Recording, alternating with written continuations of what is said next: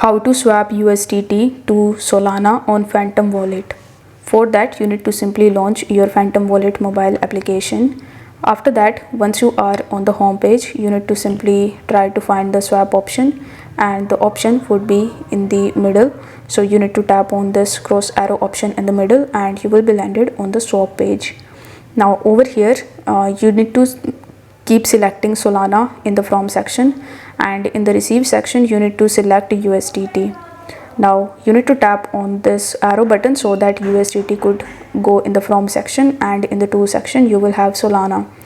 Now enter the amount of USDT that you want to convert into Solana, and then it will show you all of the details relating to this transaction, like the equivalent amount of Solana that you will get, the provider and the price.